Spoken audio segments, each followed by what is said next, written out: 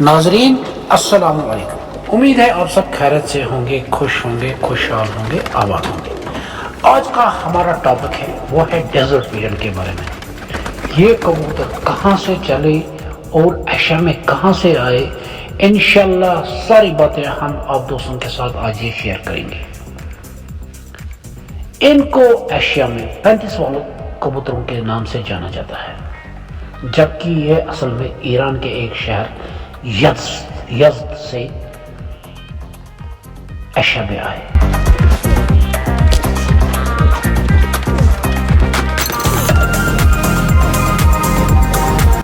یہ کبوتر بہت سارے کلروں میں پائے جاتے ہیں۔ یہ نالج ہم نے پہلے بھی آپ دوستوں کے ساتھ شیئر کی ہے کہ ایک بریڈ میں بہت سارے کلر نکل آتے ہیں، مگر ہمارے ایشیا میں کلروں کو بریڈ کہا جاتا ہے، جبکہ ایسا نہیں ہوتا ہے۔ ایک بریڈ میں بہت سارے کلر نکل آتے ہیں، تو بہت سارے کلر اس بریڈ میں بھی ہیں، کلسرے بھی ہیں اور ٹیڈی ٹائپ کبوتر بھی ہے اس میں۔ یہ دیکھ لیجئے آپ دوست حیران رہ جائیں گے ان کا یہ کلر دیکھ کے۔ اصل میں یہ بھی ان ڈیزرٹ پیجنوں کا ایک کلر ہے، یہ کوئی ٹیڈی ویڈی نہیں ہے، یہ بھی ڈیزرٹ پیجنوں میں سے نکل آتے ہیں۔ یہ کبوتر اس دور میں بھی بہت اچھی پروازیں وہاں پہ دیتے تھے 50 ڈگری ٹیمپریچر میں، اور اس دور میں بھی یہ کبوتر وہاں پہ بہت اچھا پرفارم کرتے ہیں۔ اس وقت بھی وہاں پہ جو بازیاں اڑائی جاتی ہے وہ کم سے کم 101 پیجن، 1001 پیجن، 5001 پیجن، ایون کی دیکھا گیا ہے کہیں کہیں پہ 10,000 پیجن بھی ایک بار اڑائی جاتے ہیں۔ اور بس ایک ہی بریڈ وہاں پہ اڑائی جاتی ہے یزد کے شہر میں، وہ ہے یہی کبوتر جن کو یہاں پہ 35 والا کہا جاتا ہے، جبکہ اصل میں ان کا نام ڈیزرٹ پیجن ہے۔ یزد دنیا کا سب سے پرانا شہر ہے۔ یہ شہر گزشتہ 7,000 سالوں سے آباد ہے۔ یہ ایران کے 5 بڑے شہروں میں سے ایک بڑا شہر ہے۔ یہ شہر پارسیوں کے لحاظ سے بہت مقدس مانا جاتا ہے۔ اس شہر میں زرتشتیوں کی بھی آبادی ہے۔ ہزاروں سال سے زرتشتی جو ایک مذہب ہے، وہاں پہ اس وقت بھی بہت سارے عبادت گاہیں ایران میں موجود ہیں۔ ان کی ایک عبادت گاہ میں ہزاروں سالوں سے آگ کنٹینیوسلی جلتی آ رہی ہے۔ ہزاروں سالوں سے پارسیوں کا مرکز یہ شہر رہا ہے۔ یہاں پہ 99% آبادی پارسیوں کی ہی رہا کرتی تھی۔ اسلام آنے کے بعد بہت سارے پارسی حضرات مسلمان ہو گئے، مگر اس وقت بھی اس شہر میں پارسیوں کی اچھی خاصی آبادی موجود ہے۔ پرانے دور کے ایئر کنڈیشن اس شہر میں اس وقت بھی دیکھے جا سکتے ہیں، کیونکہ یہاں پہ ٹیمپریچر بہت زیادہ ہائی رہا کرتا ہے۔ سال میں ایک مرتبہ کبھی کبھار وہاں پہ بارش ہوا کرتی ہے۔ آلموسٹ پورا سال ڈرائی موسم وہاں پہ رہتا ہے، اور یہ کبوتر جو ڈیزرٹ پیجن وہاں پہ کہلاتا ہے، اور ہمارے یہاں ایشیا میں ان کو 35 والے کبوتر کے نام سے جانا جاتا ہے، بہت اچھا پرفارم وہاں پہ کرتے تھے اور کرتے ہیں۔ مگر ہم لوگوں نے ان کو یہاں پہ اچھی طرح سے بریڈ نہیں کروایا، اور بہت ساری خرابیاں ان کبوتروں میں اس وقت یہاں پہ ہو چکی ہے۔ یقین کریں یہ کبوتر بہت اعلیٰ کبوتر ہے، ٹپلر کبوتر ہے، یہ بہت اچھا پرفارم کرتے ہیں۔ ہائی ٹیمپریچر کے علاقے کے کبوتر ہے، ایزلی بہت اچھا پرفارم کرتے ہیں کسی بھی علاقے میں۔ تو یہاں پہ ایشیا میں تو ان کو بہت عرصہ ہوا ہے۔ ہمایوں کے دور سے یہ کبوتر ایشیا میں آیا ہے۔ بادشاہ ہمایوں نے ہی یہ کبوتر ایران سے انڈیا میں لایا ہے۔ ایران میں کبوتر پروری کو عشق بازی کے نام سے جانا جاتا ہے۔ بادشاہ ہمایوں کے بارے میں کچھ اہم معلومات۔ بادشاہ ہمایوں کیسے پہنچے ایران؟ تو چلیے پہلے ہم وہ چیزیں جان لیتے ہیں۔ ہمایوں کا جنم 6 مارچ 1508 عیسوی میں کابل میں ہوا۔ ہمایوں بادشاہ بابر کا بڑا بیٹا اور چاہتا بیٹا تھا۔ بابر کے 3 اور بیٹے تھے۔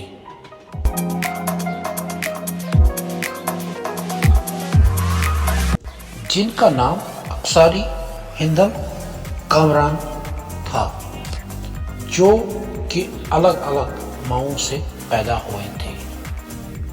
وہ بڑے بھائی کو ستیلا بھائی سمجھتے تھے، مگر بڑا بھائی ہمایوں بہت ہی نیک دل اور اچھا آدمی تھا۔ جتنی بھی جنگیں ہمایوں نے ہاری ہے، ان کے باعث یہی سوتیلے بھائی بنے۔ بابر کے مرنے کا سبب بھی ہمایوں بنا۔ کہتے ہیں ایک بار ہمایوں بہت بیمار ہو پڑا، بخار سے لت پت ہوا تھا، تو بابر نے منت مانگی کہ اے اللہ میری ہمایوں کو ٹھیک کر دے، اگر اس کو کوئی بیماری ہے وہ بابر کو لگ جائے۔ تو اللہ پاک نے اس کی وہ دعا قبول کی اور وہ جو ہمایوں کی بیماری تھی وہ بابر کو لگ گئی اور بابر اس دنیا سے چل بسا۔ 1530 عیسوی میں بابر کا انتقال ہوا۔ ہمایوں اس وقت 22 سال کا لڑکا تھا اور وہ تخت پہ جانشین ہوا۔ اس کے بعد بہت ساری ہسٹری ہے، بہت ساری جنگیں لڑی ہمایوں نے، کچھ جنگیں تو جیت لی، البتہ بہت ساری جنگیں ہمایوں نے ہاری۔ اس کا سبب اس کے یہی سوتیلے بھائی بنے۔ جب ہمایوں نے ایک بار ایک جنگ ہاری تو ان کو ہندوستان چھوڑنا پڑا اور وہ پرشیا، ایران کے ایک شہر میں انہوں نے وہاں پہ بنا لیا۔ وہاں کا جو حکمران تھا اس وقت، انہوں نے ہمایوں کو ایک شرط رکھی کہ اگر آپ شیعہ بن جائیں گے تو ہم آپ کو یہاں پناہ دیں گے، اور اگر آپ نے قندھار جیتا دوبارہ تو آپ قندھار ہمارے نام کریں گے۔ اس وقت 15 سال تک وہ ایران میں رہے۔ وہاں پہ 1541 عیسوی میں حمیدہ بیگم کے نامی ایک خاتون سے ان کا نکاح ہوا۔ اس وقت تک جو ایران کے بادشاہ اس دور کے تھے وہ چائنیز تھے۔ وہاں سے پھر وہ دوبارہ ہندوستان آئے۔ ایران میں ہی انہوں نے پروری سیکھی، یعنی کہ عشق بازی سیکھی۔ وہاں سے ہی ہمایوں نے کچھ پرندے اپنے ساتھ لائے اور وہاں کے جو ماحول تھے وہ بھی انہی کے ساتھ ہندوستان آئے۔ اس دور سے ہی یہ کبوتر یہاں ایشیا میں آئے اور ابھی تک چلتے رہے ہیں۔ یہاں سے ہی ہمارے جموں اینڈ کشمیر سے ہی یہ کبوتر پاکستان چلے گئے۔ وہاں پہ اس دور میں انہوں نے بہت اچھے پرفارم کیے، مگر ہمیں بریڈنگ کرنے ان کی نہیں آئی، اس طرح سے یہ تھوڑا خراب ہوئے، ورنہ یہ ڈیزرٹ پیجن دنیا کے مانے ہوئے پرندے ہیں۔ جیسا کہ میں نے آپ دوستوں کے ساتھ پہلے بھی شیئر کیا ہے کہ ان پرندوں میں بھی بہت سارے کلر نکل آتے ہیں، کہیں کہیں پہ ان میں ٹوبی دار بھی نکل آتے ہیں، کلسرے بھی نکل آتے ہیں، کلدمے بھی نکل آتے ہیں، چٹے کھالدار بھی نکل آتے ہیں، بہت سارے کلر نکل آتے ہیں۔ مگر ہم دوستوں نے ان کے جو الگ الگ کلر نکلتے ہیں ان کو الگ الگ کیا، آدھوں نے ان کو بٹیرے کے نام سے مشہور کیا، آدھوں نے اور اپنے ناموں سے ان کو مشہور کیا، جبکہ ایسا نہیں ہے، یہ سارے ڈیزرٹ پیجن کہلاتے ہیں۔ مگر ہم لوگوں نے ان کو اچھی طرح بریڈ نہیں کروایا، اس وجہ سے ان کی جو آنکھیں ہیں وہ اس حالت میں نہیں رہی جیسے کہ ان کی ہوا کرتی تھی۔ ان کی آنکھیں ہلکی گلابی مائل کی ہوا کرتی تھی اس دور میں، کیونکہ یہ ریگستانی کبوتر تھے۔ ریگستان میں ٹیمپریچر بہت ہائی ہوتا ہے، جہاں پہ بھی زیادہ ٹیمپریچر ہوتا ہے وہاں پہ آٹومیٹکلی چاہے پرندے ہو چاہے انسان ہو، ان کی آنکھوں میں لالی سی چھا جاتی ہے۔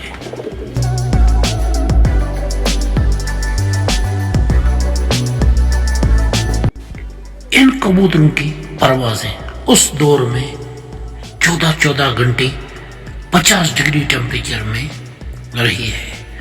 یہ ٹپلر کبوتر ہے، بہت ہی دلکش کبوتر ہے، اعلیٰ سٹرکچر کے مالک ہے یہ کبوتر۔ اب تو یہاں ایشیا میں ان کی آنکھیں چینج ہو چکی ہے، کہیں پہ تو ان کی کالی آنکھیں بنی ہوئی ہیں، کہیں پہ کریم کلر کی آنکھیں بنی ہوئی ہیں۔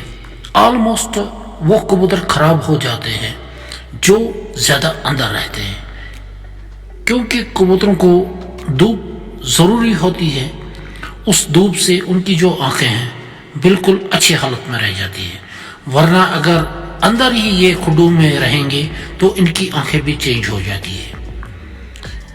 یہ کبوتر بہت اعلیٰ کبوتر ہے، اگر ہمیں ان کی بریڈنگ کرنی آئے تو یقین کریں اس وقت بھی یہ کبوتر شام تک پروازیں کر سکتے ہیں۔